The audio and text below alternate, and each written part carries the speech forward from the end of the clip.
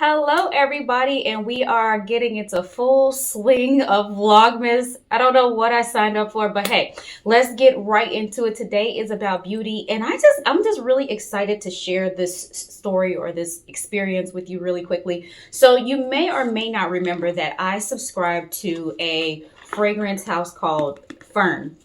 And what they do small batch fragrances where you have to like sign up and get a spot. They only have supposedly limited spots for you to be able to get their fragrances. And basically, in order to be sustainable, right? And in order to be able to stay in business, they need to know ahead of time how many people are going to be, like who are signed up and how many people are going to get fragrances. And that lets them know how many to produce.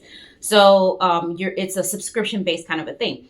Every season, they come out with a new fragrance and they will proactively, once you sign up, they'll send you the fragrance and whatever have you, right? So you do have an opportunity to send it back. If you don't like it, you can send it back and you can get a credit towards another fragrance. Well, so I did it. The first one I thought was okay. Somehow, some way, it came with the seal. There's a bottle of fragrance that comes with in here and a little sample. You're supposed to use a sample to decide if you like it or not.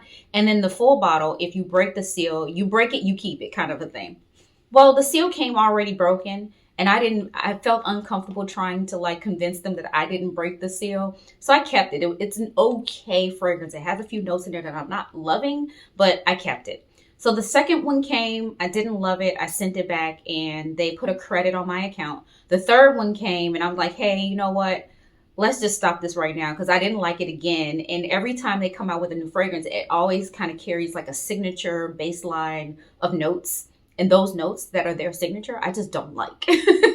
And so I contact them and say, I just want to cancel. I just want a refund. I want to stop getting the subscription because I think that the whole purpose of this is to be sustainable. And you sending me stuff that I know I don't like and me sending it back and all of that, that's just, right.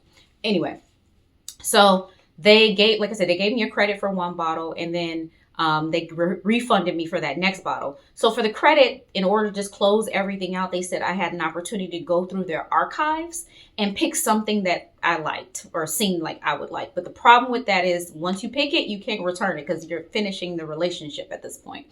So I went back through their archives. I picked something that I thought I would like. And they were like, as a matter of fact, we don't go that far back in our archives. Here are your choices.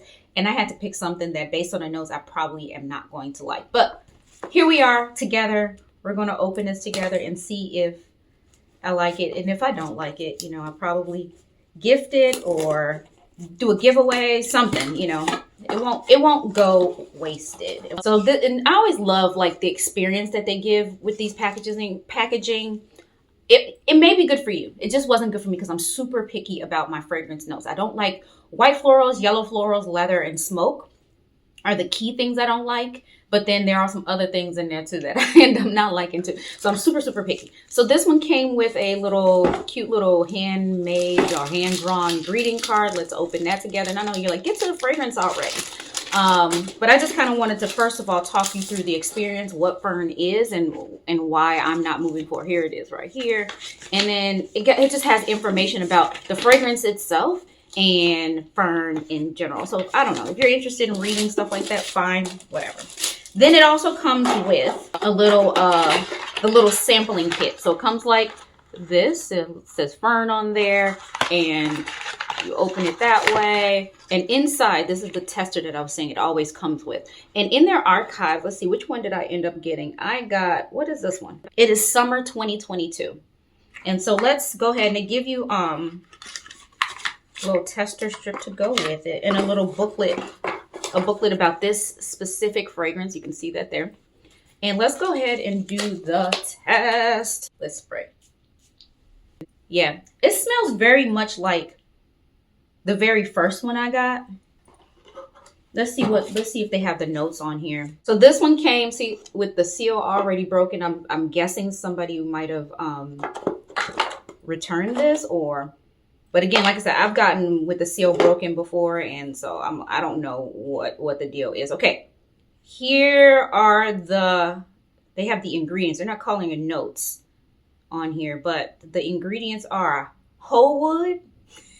The 12-year-old in me can't let that go. Whole wood, rock rose, kumquat, geranium, hay, Neroli is a white floral that I don't really care for. Rose otto, red cedar, vetiver root, green mandarin, bergamot, basil leaf, benzoin siam, olibanum. I don't like olibanum either. Nutmeg, key lime, lemon, and orange bitter. So what I do find, at least for the ones I've smelled before, they're big on citrus and they're big on that white floral in there.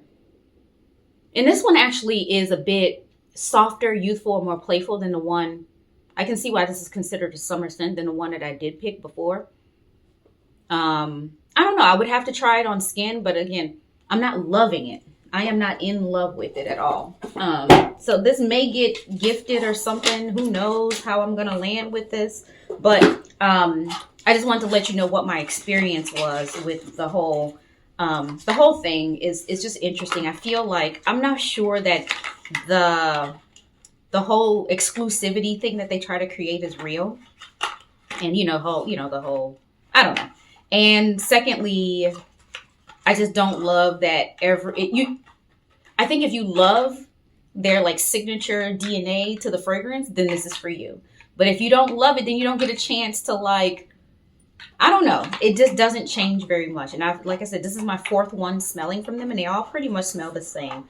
Slight deviations, but they all pretty much smell the same. I'm fiddling with this too much. But let's move on because I got some other stuff to share with you. So the next thing I want to talk about is my experience with this whole discovery exploration kit thing with commodity. And so the cool thing I think I shared with you is like when you buy this kit, you get a coupon for $46 off of a full bottle. And your full bottles range between 100, I think between 100 and 150, depending on which one you choose. So $46 off is substantial. And that's, I think this might even be the price of the Discovery Kit. I will have to check. But I think that might be the price of the Discovery Kit. So pretty much this is free. That all said, I got every fragrance that they have. I got the exploration kit that includes their very newest release, which is Juice. I got this kit here with Velvet because Velvet used to be in this exploration kit and got kicked out for Juice, and so I wanted to make sure I smelled that. And then this is their archive collection. It says the archive collection is the original iconic commodity fragrances redeveloped to be exactly as they were when they were first created. So these are some of their original fragrances in here. So I smelled everything that they had to offer. I literally took a Saturday morning and went through and sprayed each fragrance on a tester strip, on a portion of a tester strip, because I didn't want to waste my full tester strip. But on a portion of a tester strip, I did spray each and every one of these. And oh man, and I labeled each one. If you can see that, like for example, this one is wool. I labeled each one. And what I did was I went through and marked off the ones that I enjoyed, that I loved. And so if you can see here, let me show you how it ended up looking. So I kept the strips of the ones that I loved. And then I marked inside of here with notes. You can see my crude handwriting. What the notes were, like how did it smell to me? Yes, no, maybe, if I liked it, didn't like it, and kind of sort of could possibly like it. And this gave me a good feel of, if I wanted to revisit and possibly consider a full bottle. So once I did that with all of these fragrances, so there's 18, 28, 32 total fragrances. If you count all of these, 32 full fragrances.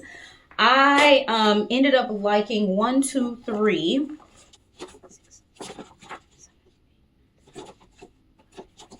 I ended up loving 14 of them. I said yes to 14 of them.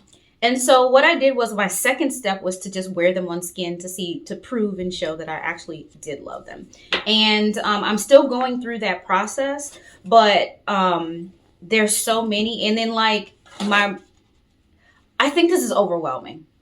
I wish that, I don't know what approach would have been better, but this is, for me, has been overwhelming because I can't keep it straight. What I love, why I love it. Even though I wrote this stuff down, like I literally, you can see my crude handwriting. Next to every single one of these, I have notes to remind myself what I loved and if I loved it or whatever. But then when it comes to testing it on the skin, I'm doing like one per day and everything like that. I can't keep it straight in my head if I loved it or not. I think I do have a few here that I've decided that I do love, but I'm going to try them again to make sure that it's full bottle worthy. The one thing I will say about this is that I don't feel like the ones that I love the most, which are, I think, the personal, is it the personal ones? How do you, let me see. Yeah. So it's personal, expressive, and bold. And that also speaks to the potency, I would say, of each of these fragrances. I love the way these smell the most, but the longevity, the sillage, the projection, all low on these. The ones that I should get, because I love beast mode fragrances, and when I pay for something, I want to know it's there. They don't. The formulation is just slightly different, and so I'm not really loving this one that much. So you would think that it would say like, "Hey, this must be your favorite." Not so much. They're all slightly different in terms of, even though they're like all the same. You have book, personal, expressive, and bold. You would think they would just be like more potent versions. They have set different notes. So anyway, I'm still working through this. But when I tell you I've had so much fun, I love things like this. I love like mystery kits, discovery kits, like things that just keep me busy and active and feel like I've gotten my money's worth. Absolutely love. So I'm still working through this.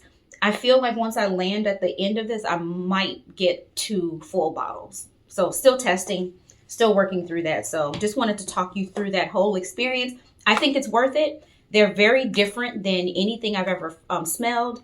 I would say half of these lean quite masculine, and the other half, almost half, maybe 40%, lean unisex, and then that small 10% leans feminine. So keep that in mind when you go through this, because I think you may want to, if you're a woman, may want to dismiss the whole discovery kit, because it kind of can lean masculine for the majority of it, but there are some nuggets in here.